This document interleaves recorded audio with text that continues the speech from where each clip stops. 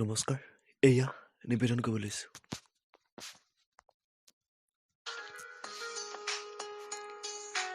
কি হা ছোৱালী, ইমান কষ্ট কিয় দিয়া?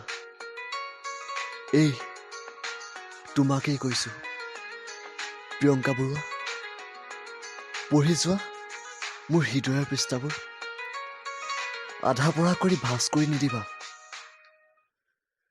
কলেজৰ খালী কোঠাটোত তুমি আৰু মই, বেঞ্চকেইখন হিংসাতেই মৰে। আমাৰ দুচকুলৈ চাই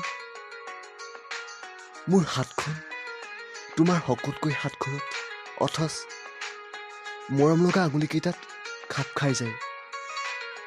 ঘপককৈ তোমাৰ সেই আগৰ ভণ্ড প্ৰেমিকলৈ মনত পৰে। সেই মাথো কল্পনা, প্ৰিয়ংকা। তুমি আকৌ ভুল নুবুজিবা। তোমাৰ সেই জট খোৱা চুলিকেইডালকৈ কবিতা লিখিব খোজো, যি কবিতাই তোমাক মই ভাল পোৱা কথাবোৰ সকলোবোৰ ক'ব।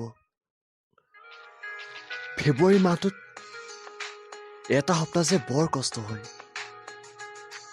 ইমান যে দিৱস আহে, ৰ'জ ডে, কিছ ডে, প্ৰপ'জ ডে, আৰু যে চকলেট ডেও আছে জানা। বেছিকৈ কষ্ট হয় মোৰ ভেলেণ্টাইন ডে। মোৰোতো মন যায় ন, লগৰ কেইটাৰ দৰে দিন কটাবলৈ।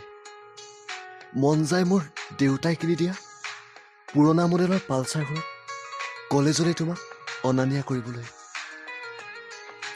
কি নাই কোৱা হা মোৰ মাজত, অলপচোন ধুনীয়াই মই। কিছু চাপৰ, হ'ব দিয়া, এডজাষ্ট হৈ যাম। বিশ্বাস কৰা মিছ প্ৰিয়ংকা, বৰকৈ চাৰ্চ কৰোঁ how to impress my college girl. নাইও, গুগলে একো সমাধান নিদিয়ে। মাথো নিজৰ ওচৰত শপত, 2021 চনত 14 ফেব্ৰুৱাৰীত গোটেই দিনটো তোমাৰ লগত কটাম। চিধা কথাত গাৰ্লফ্ৰেণ্ড হৈ যোৱা না মিছ প্ৰিয়ংকা। ধন্যবাদ।